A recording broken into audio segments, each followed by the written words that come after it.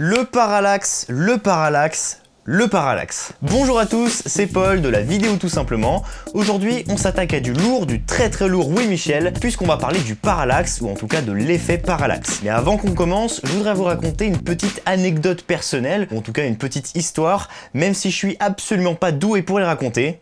C'est parti. Il était une fois un parallaxe qui... attends, c'est quoi la suite? Bon allez, plus sérieusement, voilà ce qui s'est vraiment passé. Il y a 2 ans de ça, été 2016, j'étais chargé de tourner, monter, exporter, enfin bref, réaliser une vidéo de mariage. Je me retrouve donc à filmer dans une église quelque part en France, je vais conserver l'anonymat des mariés, et jusqu'ici, tout se passe merveilleusement bien. J'ai avec moi mon steady et fait quelques plans dans l'église, quand vient le moment tant attendu par tout le monde, la sortie de l'église par les mariés, sous les applaudissements et les confettis de chacun. Jusque-là, tout va bien. Je profite d'être équipé du Steadicam pour faire un plan séquence de la sortie de l'église, c'est-à-dire un plan sans cut du début jusqu'à la fin de la sortie des mariés. En Steadicam, on marche rarement en reculons, j'effectue donc une vrille en passant le steady de la droite à la gauche. Et puis, je vous propose une petite reconstitution de la scène et une immersion dans mes pensées. Ok, concentre-toi. Ouais, le plan a l'air stable. Bon, comme ça, je dirais que ça passe. Bon, j'arrive pas à regarder le moniteur pour l'instant, mais c'est quand même mal foutu ce stead. Faut que je pense à prendre celui de Karim la prochaine fois. Allez, la fin du plan. Yes, bien réussi l'arrêt. Alors, qu'est-ce que ça donne sur le moniteur ? Et oui, il est temps de regarder le moniteur, est-ce que je n'ai pas cadré trop haut ou au contraire trop casquette? Mais sur ce coup-là, la confiance est bien là et je pense avoir suffisamment bien cadré. Retour dans ma tête. Alors, ça donne quoi? Ah mais attends, pourquoi c'est tout blanc? Fin du game ou comment rater le plan le plus important de toute la cérémonie. Autant dire que si les mariés tombent sur cette vidéo, je perds toute crédibilité. Ça arrivera. Pour en revenir à notre écran blanc, que s'est-il passé? À l'intérieur de l'église, la lumière était plutôt constante, il n'y avait pas de zone extrêmement claire ni extrêmement sombre. Du coup, pour éviter que la caméra modifie par elle-même en permanence l'exposition, j'ai basculé ce réglage en manuel. Seul petit détail, j'ai complètement omis de rebasculer l'expo en automatique en sortant de l'église. Trop occupé à gérer le Steadicam, le moniteur ayant beaucoup trop de reflets, je n'ai absolument pas remarqué l'image complètement cramée. Enfin si, je l'ai remarqué, mais les mariés avaient déjà fini de marcher. Le plan était terminé et moi, j'avais plus qu'à démissionner. Oh non, je l'ai raté.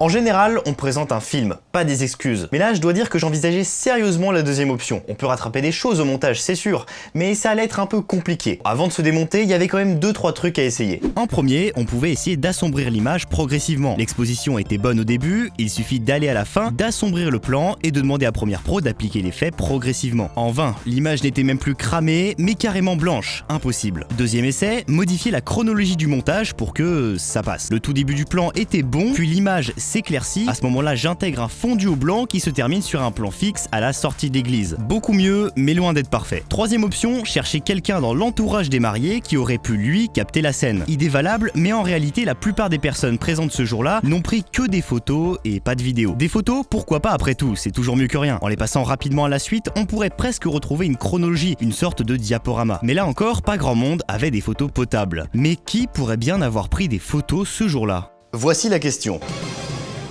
À l'occasion d'une cérémonie de mariage, qui prend généralement des photos? A. Le marié, B. La mariée, C. Paul de la vidéo tout simplement, ou encore D. La réponse D. Évidemment, la D, le photographe. Normalement, si je lui ai pas trop caché la vue avec mon gros steady, il a pu prendre de magnifiques clichés. Et ça n'a pas loupé, il a littéralement mitraillé la scène pour mon plus gros soulagement. Concrètement, je me retrouve avec une quinzaine de clichés shootés en RAW. Si vous voulez en savoir plus sur ce format, ça se passe juste ici. Après, la question suivante, c'est comment créer du mouvement à partir d'une image qui n'en a absolument aucun. Le parallaxe. Sur YouTube, on trouve pas mal de tutoriels pour en réaliser et la plupart du temps sur Photoshop. Passage romain si tu passes par là. Alors tous ces tutos, c'est très bien. Mais au fond, qu'est-ce qu'un parallaxe? Internet nous dit qu'il s'agit du déplacement de plusieurs éléments sur des couches et à des vitesses différentes. En gros, on prend un calque, puis un autre calque, et on les fait bouger ensemble à des vitesses différentes. Ça y est, vous savez maintenant créer un parallaxe. À bientôt sur la vidéo tout simplement. Bon, c'est bien, mais on va aller un peu plus loin. Revenons à notre église et faisons simple. Première question à se poser, qu'est-ce qui est près et qu'est-ce qui est loin de la caméra? Je suis au premier plan, donc je suis près, et le reste de l'image, l'église donc, c'est l'arrière-plan. En premier, on va m'isoler du reste de l'image en me détourant. On a donc d'un côté un arrière-plan et de l'autre un sujet.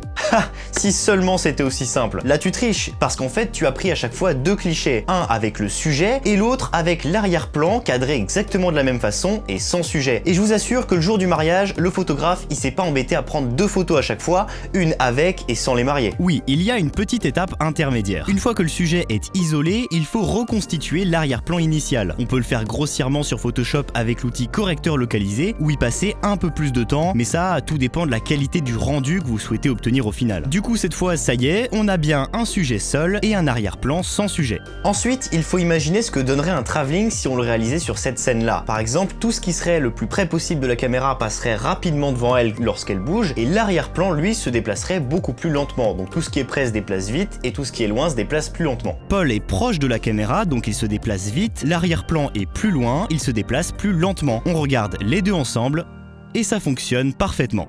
Ça, c'est la méthode manuelle. On estime la distance d'un calque par rapport à la caméra et on le fait bouger plus ou moins rapidement, un peu à l'instinct. Mais quand on se retrouve avec une dizaine de calques dans une même scène, ça devient tout de suite plus complexe. Retour à notre scène de mariage et cette fois, la voici en 3D. D'un côté, les différents calques et de l'autre, une caméra virtuelle. L'idée, c'est simplement d'indiquer au logiciel à quelle distance se trouve chacun des 14 calques par rapport à la caméra. Par exemple, cette personne est plutôt proche de la caméra, le fond, lui, est tout derrière, etc., etc.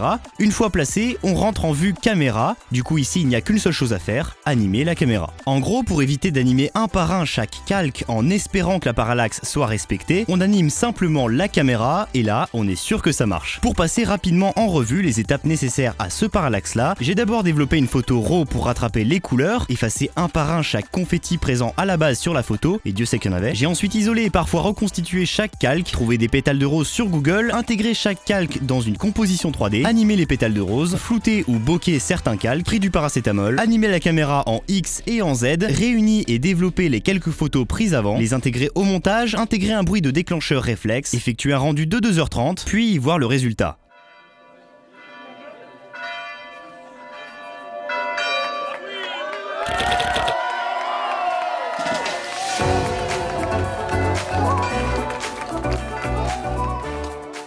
Bon, pour un premier parallaxe, chose rare, j'étais plutôt fier de moi, et ça m'arrive régulièrement d'en refaire. Par exemple, ma vidéo sur la figuration n'était absolument pas prévue, ce n'est qu'après que j'ai eu l'idée d'en faire une vidéo YouTube. Je n'avais aucun plan qui montrait ma tenue vestimentaire, simplement une photo. Et comme s'en est rendu compte Vidéo Start Prod, la photo était un peu particulière. Et oui, c'était bien un parallaxe. Photo prise à la base avec mon Galaxy S7, petite retouche couleur, correction de la déformation de l'objectif, suppression de la neige flocon par flocon, isolement du sujet et de l'arrière-plan, intégration de deux calques de fausse neige, léger travelling de la caméra et le parallaxe était réalisé. Et si vous souhaitez voir plus d'exemples de parallaxe, je vous conseille d'aller jeter un œil à la chaîne de Paul. Non, pas moi, la chaîne de Paul. Il utilise régulièrement des parallaxes pour ses montages et le résultat est plutôt stylé. Voilà pour les grandes lignes. Aujourd'hui, l'objectif c'était surtout de vous faire découvrir l'effet parallaxe, c'était pas un tuto. Si vous souhaitez justement un tuto sur cet effet, vous pouvez me le dire en commentaire, c'est fait pour ça. Si vous souhaitez un tuto sur Premiere ou After Effects par exemple, n'hésitez pas à mettre un petit pouce en l'air, à vous abonner, à partager, c'est ça qui contribue